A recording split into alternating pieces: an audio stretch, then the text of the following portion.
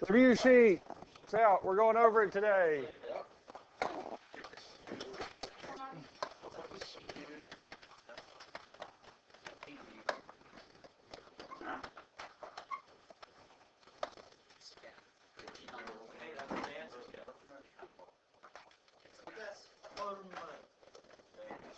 All right, so the first 6 problems, well, the first 9 problems, tell whether x and y show direct, inverse, or neither variation. So direct variation or inverse variation or neither.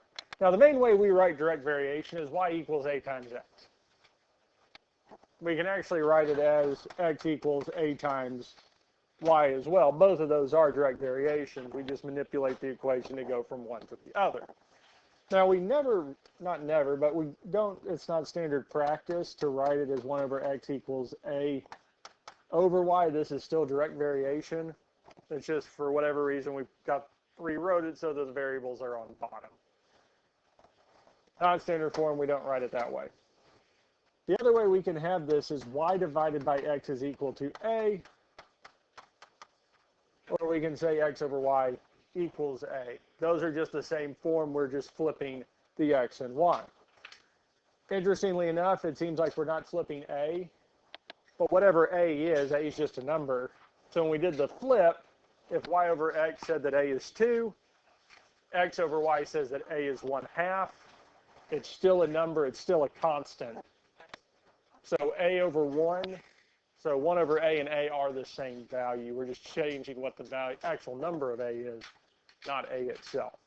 Constants can do some funny things that way. Inverse.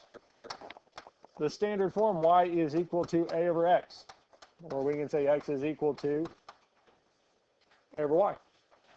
Or if we get a by itself, we get x times y is equal to a. We don't write the flip of x and y because x times y is the same as y times x. They're the exact same equation. But if it comes in either one of these two here, or any of these forms for inverse, or any of the forms for direct, it would be the corresponding one. If we have the two variables being added or subtracted, it's not going to be inverse or direct. We can't have exponents, not direct or inverse variation. Also, with direct and inverse variation, we have to have how many variables? 2. It has to be x and y. I can't just have y equals 7. I have to have an x, I have to have a y in the equation. If we only have an x, or if we only have a y, it's going to be neither, because that's not direct or inverse variation. We're comparing 2 units, an input and output. So, if we look back at 1 through 6, number 1, a y equals x would be direct, because it's just our a times y is equal to x. Number 2, x times y equals 1/5, inverse. X times y is equal to a. Number 3, neither, because our x and y values are being added. The x and y terms are being added. Number 4, inverse. Y is equal to a over x. Number 5, inverse again.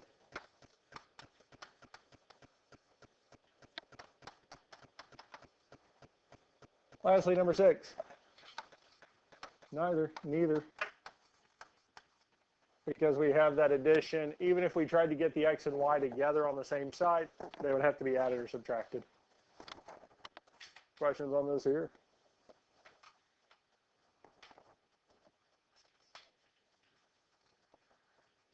Seven through 9.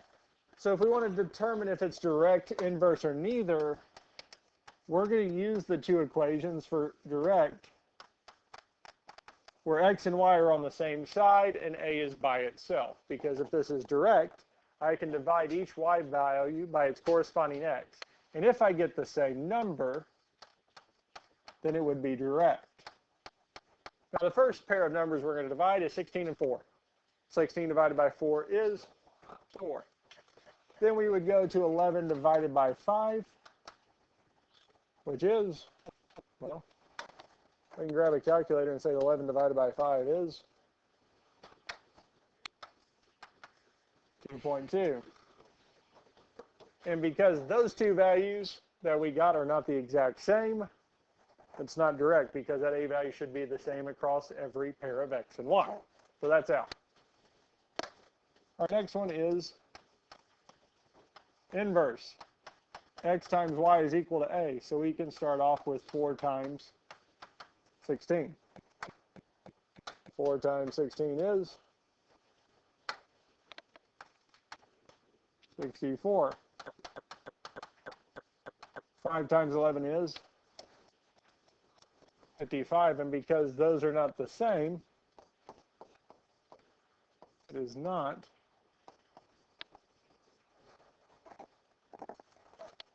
inverse either. So it's going to have to be neither.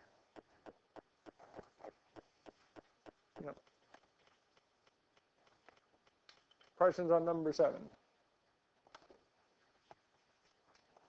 Number 8. Do we want to start off with direct or inverse? Direct.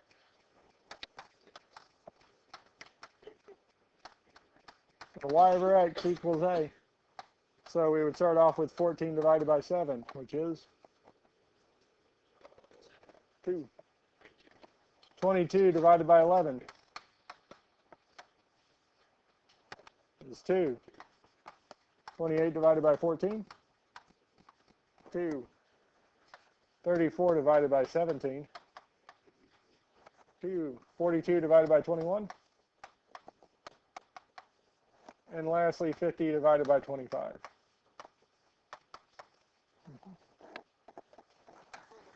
So this has to be direct because the value we got from dividing each y by its x was all 2, so therefore it has to be direct.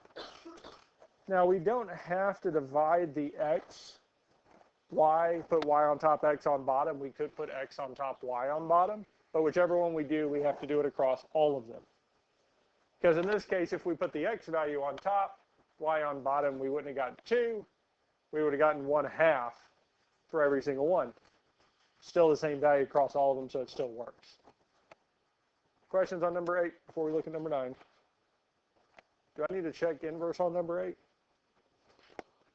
No, because if it's direct, it can't be inverse. If it's inverse, it cannot be direct. It's going to be one or the other. It cannot be both. If we check direct here, 29 divided by 2 is 14.5. 14.5 divided by 4 is 3.625.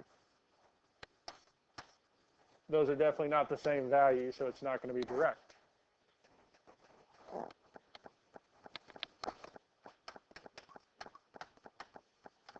Inverse.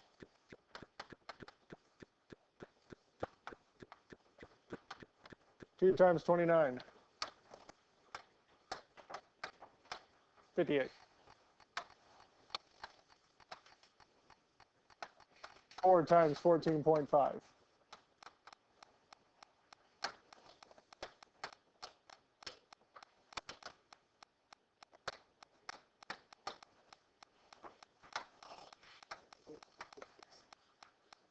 8 times 7.25.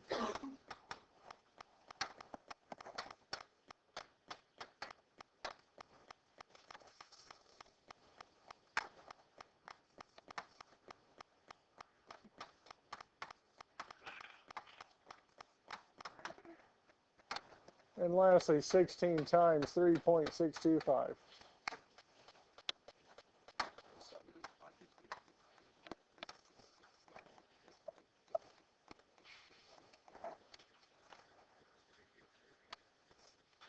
Questions on number 9?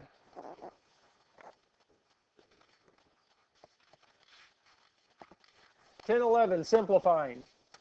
When we simplify expressions, we want to factor the top and bottom as far as possible and then simplify the like terms on top and bottom. So the numerator 2x squared is as simplified as it gets because we have one term. There's nothing to factor with it. There's nothing to reduce. There's nothing we can do to it. just by itself. Now the denominator, 3x squared minus 4x. Now we do have an x squared term, so it's hinting that it might be factorable in some way. First place, we should always start as greatest common factor. Is there a greatest common factor between 3x squared and 4x? Well, x, because 3x squared, 4x, they both have an x term. Even though 3 and 4 do not have common factors, we can at least factor the x out of both. Now, when we factor the x out of x squared, we just get 1x. We remove 1 away from it. The 4x is going to become 4. So we've removed the only greatest common factor or common factor in general, because 3x, 4, 3 and 4 do not have anything in common, nothing we can reduce. The degree is 1. It is simplified. Now we do have a multiplication on bottom, so this x on bottom and this x on top can simplify. On top, we're going to be left with 2x. On bottom, we'll be left with the 3x minus 4. That is as simplified as it gets. Because as much as we would want to try to simplify the 2x and 3x, the 3x on bottom is being subtracted by that 4, so they're stuck together. There's nothing we can do there. Questions on how we simplified number 10?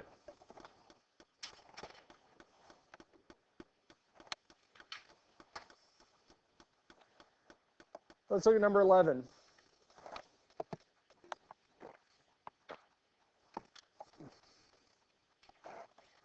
(32x squared minus 50). Is there a greatest common factor between those two terms? There is. So the variables, x squared, 50 doesn't have a variable. So we're most likely looking at a number that will go into both 32 and 50. What divides into both 32 and 50? See? They're both even numbers. Now, if we don't see if there's others or possibility of more than that, let's just start with 2 and go from there. Because if I divide 2 out of 32, we get 16. If we divide 2 out of 50, we get 25. Then we can check and see if there's another common factor, because we can keep doing this until we get them all out. So if we look back at it, 16 and 25, well, the main factors of 16, 1, 2, 4, 8, 16, none of those are going to be factors of 25. So 2 was the greatest common factor. It's the only thing we could factor out of both. Now we would look at the denominator, 4x squared minus 17x plus 50, to see if there's a greatest common factor. 15 does not have a variable, so we can't take a variable out of all three. 4x squared, the x squared does have a number, so 4, 17, and 15. That would be 2 and 4. 17 is not divisible by 2 or 4, so there is nothing we can factor out. Now at this point here, some would say we just rewrite as 4x squared minus 17x plus 15. Well, we can actually just go on and factor it also. 2 sets of parentheses with 3 spaces. Since the third term is positive, the signs are the same and match the sign of the middle term. So negative and negative. Factors of the first term, 4x squared, well, we'll have x and x. And the factors of 4 are 1 and 4 or 2 and 2. Which one do we want to try first? 1 and 4? 1 and 4. Now we need to find the factors of 15. 1 and 15, 3 and 5. Which one do we want to try first? 3 and 5, where do you want to put the 5? All right, we'll put the 5 with the 4x. And we can check this here. X times negative 5 is negative 5x. Negative 3 times 4x is going to be negative 12x. Tell me that my middle term is indeed negative 17x. So these are indeed the correct factors.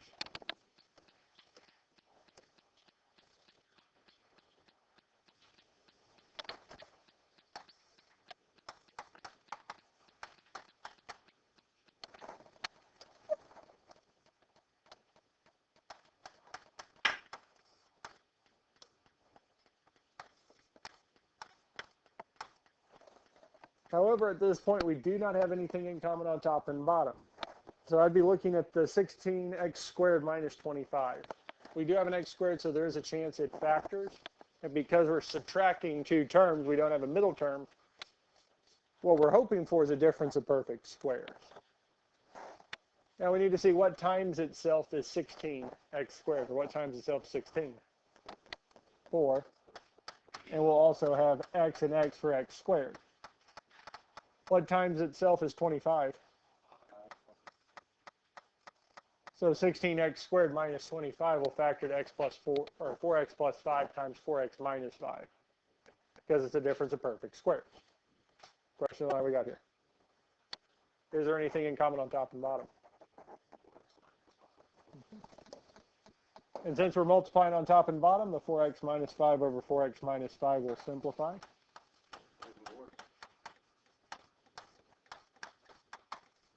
And that's actually the only thing in common on top and bottom. Because we don't have 4x plus 5 on bottom, we don't have an x minus 3 on top. So 2 times 4x plus 5 over x minus 3 is the final answer. Questions on this here?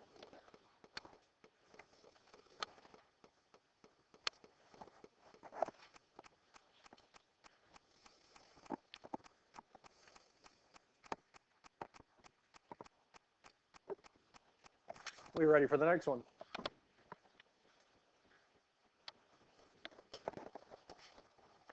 I'm not going to worry about 12 because we're not going to have a difference of 2 cubes show up on the test. So we'll look at 13 instead. X squared minus 4x minus 12 over x squared minus 4. I would factor the denominator first, x squared minus 4, because that is a difference of perfect squares. And it would factor to x plus 2 times x minus 2. Now, if there had been a greatest common factor between the x squared and 4, just like the last one, we would want to factor it out first. X squared does not have a number in front of it. 4 does not have a variable, so there is no greatest common factor. In the numerator, x squared minus 4x minus 12. No greatest common factor. The biggest giveaway is the 12 does not have a variable. X squared doesn't have a number in front of it besides 1. Since the third term is negative, our signs are opposite, positive and negative. Only factors of x squared are x and x. Now our factors of 12 are 1 and 12, 2 and 6, 3 and 4. Which set of factors are we going to want? 2 and 6, because if something's going to match, I either need it to be x plus 2 or x minus 2. Do we want the 2 with the plus or minus? Plus. 6 with the minus. And we can check and make sure. X times 6 is negative 6x. 2 times x is plus 2x. Negative 6x plus 2x. Negative 6 plus 2 would be negative 4x. Middle term we wanted, so those are the correct factors. It also tells me that the x plus 2 over x plus 2 will simplify, leaving us with x minus 6 over x minus 2.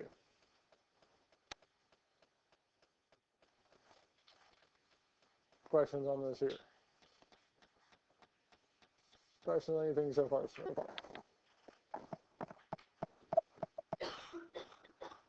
Multiplication. Now number 14, because we're multiplying monomials in both numerators and monomials in the denominators, there's no addition, subtraction, there's no factoring that we're going to do. Straight multiply. Multiply everything together on top, everything on bottom, and then simplify as far as possible. So when I look at the numerators, I'm going to look at the numbers first. 4 is the only number on top. So it's still just going to be 4. Then I'm going to look at variables next. X only shows up in one place. There's no other x values. There's just going to be x. However, y, we have y to the third times y. So when we multiply like bases, we add the exponents. Y to the third times y would be y to the 3 plus 1, which is just y to the fourth. On bottom, well, again, the only number we have on bottom is 8. So we'll have that there. Then we multiply our x's. X squared times x. X to the 2 plus 1 would be x to the third. And lastly, y does not have any like terms on bottom to multiply it with, telling us that we have 4xy to the fourth over 8x cubed y. Any questions on this here before we start simplifying? Now, since we do have product all the way across on top, we can simplify our numbers first if we want. 4 over 8 would reduce to 1 over 2. So I can just grab a calculator and say, what's 4 over 8? 1 over 2. Now I'm going to write the 2 on bottom for sure. I'm going to leave the 1 out of the top for now. Because if we get any other terms, if x or y ends up staying on top, we don't necessarily have to write it as 1xy. It's just x or y or xy. Now our next term, x over x to the third. When we divide like bases, we subtract the exponents. On top, we have x to the first. On bottom, we have x to the third. So 3 minus 1 is 2. And since it's bigger on bottom, it's going to stay on bottom. And if this is how the problem ended, we'd still have to go back and write the one on top. But we do have y still to look at. Y to the fourth over y to the first. Again, we're going to subtract those exponents. So 4 minus 1 is 3. And since it's bigger on top, it's going to stay on top. So we could write it as 1 times y to the third, or have it as 1 times y to the third, or we can just have it as y to the third. So we have y to the third over 2x squared. Questions on 14? Let's look at 15. Now we do have more multi-term expressions in 15. So before we actually start multiplying, we do need to make sure that we have the numerators and denominators factored as far as possible. It's going to make it a lot nicer, a lot easier, simpler when multiplying together. Now the two denominators, 2x and x minus 1, are factored as far as they go. We know that the 2x is factored because it's only a single term, nothing we can do with it there. Now the x minus 1 is factored. Even though it does have two terms, there is no greatest common factor between x and 1 besides 1. The degree is 1, so that is factored. Do we want to factor the left numerator or the right numerator? We can factor the right one next. X squared plus 3x minus 4. There is no greatest common factor amongst these three terms. Since the third term is negative, our signs are opposite. One's going to be positive, one is going to be negative. Our factors of x squared are x and x. And the factors of 4 are 1 and 4 or 2 and 2. Which one do we want to try first? 1 and 4. And I would agree, and I would want that 1 to be negative. Because if that 1's negative, we have x minus 1 on top and bottom. Those would simplify out. Now I would check it just to make sure. X times negative 1 is negative x. 4 times x is plus 4x. Giving us the positive 3x middle term that we want, telling us that is indeed x plus 4 times x minus 1.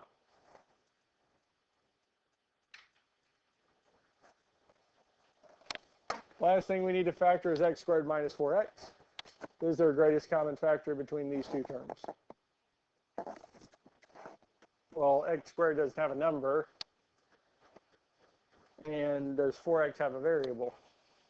Well, yeah, x squared and 4x do have the same variable of x. And we can factor an x out of both, because if we factor an x out of x squared, we just get x. We factor the x out of 4x, we get 4.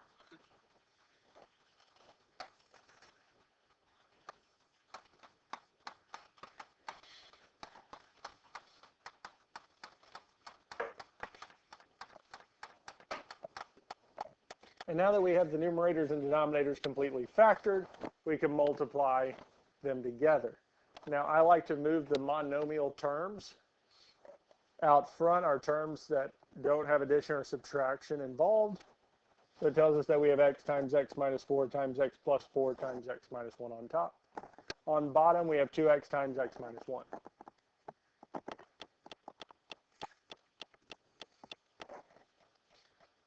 Questions on this here?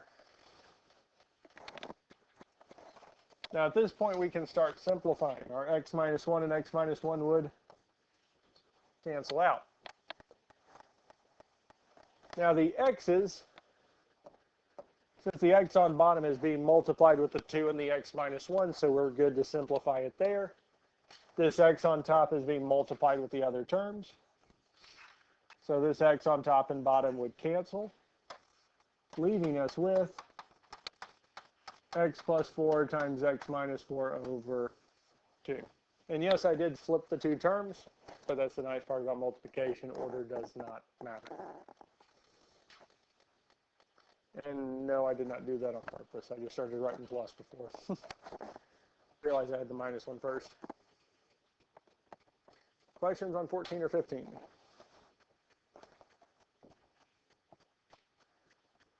Let's look at 16.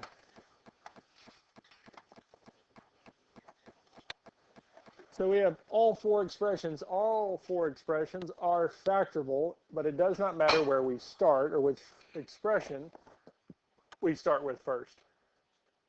I would start with the 2x squared plus 4x, because we do have two terms there, and there's a greatest common factor of 2x.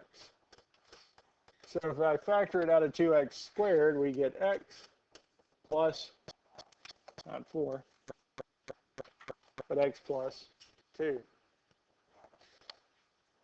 So I start there because, again, greatest common factor helps us be able to factor that nicely. It also gives me a hint, because it's telling me I want one of the two denominators to be x plus 2. Because if one of them is x plus 2, it's going to simplify with that x plus 2. Where do we want to go next? The other numerator or one of the two denominators?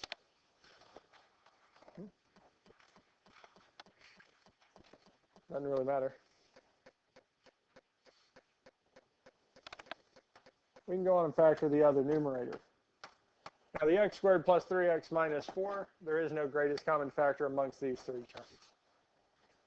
So we'll go on to our two sets of parentheses with three spaces. Since the third term is negative, our signs are, guys, focus up here, opposite.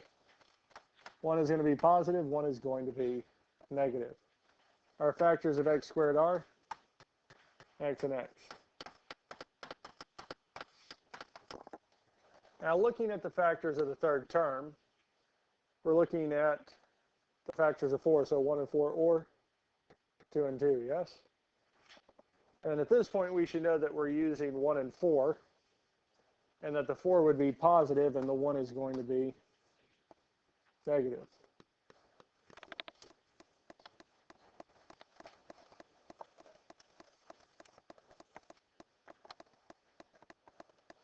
On 15, we factored x squared plus 3x minus 4. We're factoring x squared plus 3x minus 4. So we already did it, so we will have the same factors.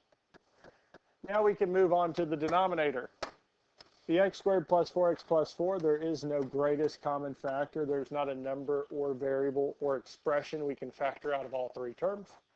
So we'll move on to our two sets of parentheses with three spaces. Since the third term is positive, the signs are the same and match the sign of the middle term. So we have plus and plus.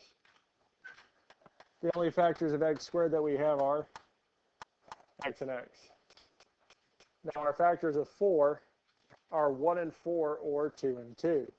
Which one do we want to try first? 2 and 2. Now at this point here, we can check our middle term. X times 2 is 2x. 2 times x is positive 2x. Thank you. 2x plus 2x does indeed give us 4x, which is the middle term that we wanted. Questions on this so far? Now that brings us to our last expression that we need to factor.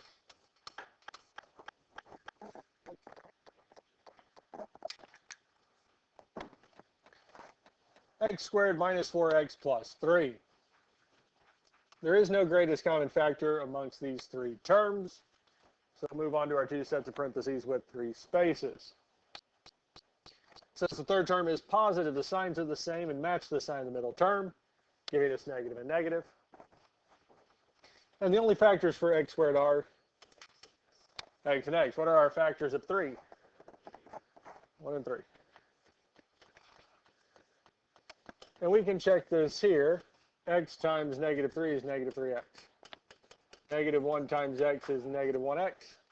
Negative 3x minus x is negative 4x, which is indeed the middle term that we wanted. If it didn't work, well, there was no other set of factors. This is the only setup, the only way we can do this. Because the only thing we could change is flipping the 1 and 3 or the x and x, but that's the exact same expression. Now that we have it factored all the way down, we can multiply everything together.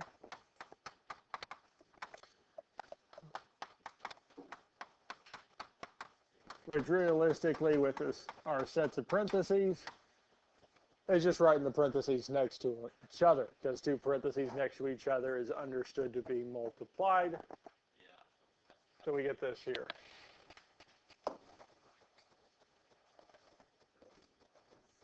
Now we can start simplifying. Our x minus 1 and x minus 1 on top and bottom would cancel. We also have an x plus 2 on top, and it would cancel with an x plus 2 on bottom. Now the x plus 2 on bottom that we picked doesn't really matter, because we're canceling 1 on top and 1 on bottom, which is going to leave us with 2x times x plus 4 over x plus 2 times x minus 3. Because there's nothing else in common on top and bottom, this is as simplified as it gets. We don't have to multiply the 2x back through or multiply our x plus 2 times x minus 3 together. Questions on this here?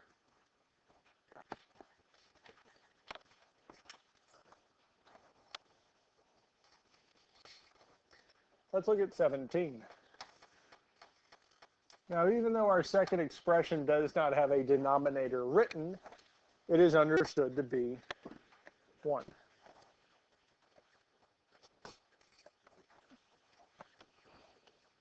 Now, the first thing I would start factoring is the x squared minus 16. X squared minus 16 does not have a greatest common factor, so there's nothing to factor out. Since we have two terms being subtracted, x squared is x and x. 16 is 4 and 4. Since both of them are perfect squares, this is going to be a difference of perfect squares. X plus 4 and x minus 4. We know it's a difference of perfect squares because there's no middle term. Two terms being subtracted, and both of them are perfect squares. X squared minus x minus 12. No greatest common factor between these three terms. So we'll do our two sets of parentheses with three spaces. Since the third term is negative, our signs are opposite. The only factors of x squared are x and x. Now our factors are 12. 1 and 12. 2 and 6. 3 and 4. Which one do we want to try first? 3 and 4. And we can put the 4 as negative, the 3 as positive. And if we check this here, x times negative 4 is negative 4x. 3 times x is plus 3x. And negative 4x plus 3x is negative x. That is the middle term that we wanted. So those are the correct factors. Now we can move over to our last expression that we're factoring here, x squared plus 2x minus 8. X squared, 2x, and 8 do not have any like terms, nothing in common to factor out. Now since the third term is negative, our signs are opposite. Factors of x squared are x and x. Factors of x are 1 and 4, not 1 and 4, 1 and 8, 2 and 4. We'll put 4 as plus, 2 as minus, because this is the correct factorization, x plus 4 times x minus 2. And at this point here, we can multiply everything together. On top, we're going to have x plus 3 times x minus 4 times x plus 4 times x minus 2 all over x plus 4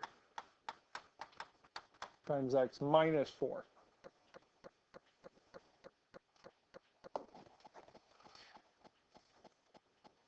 And our x minus 4 will simplify with the x plus 4 on top. X plus 4 and x plus 4 will simplify as well, leaving us with x plus 3 times x minus 2. Questions on this here? Questions on anything we've done so far?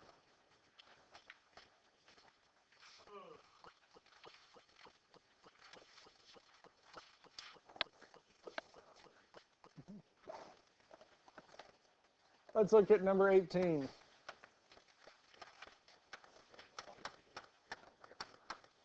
Keep the first expression the same. Change it from division to multiplication and flip the second expression. So we're going to keep, change, flip.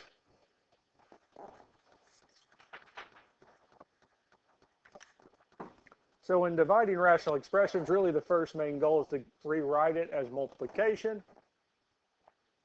And since this does not have any addition or subtraction, nothing to factor down, we're going to go on and just multiply together. Now the denominator is y to the 8th times y to the 7th. When we multiply like bases, we add the exponents. So 8 plus 7 would give us 15. Now 32 times 8, we can just multiply those together and it'll tell us it's 256.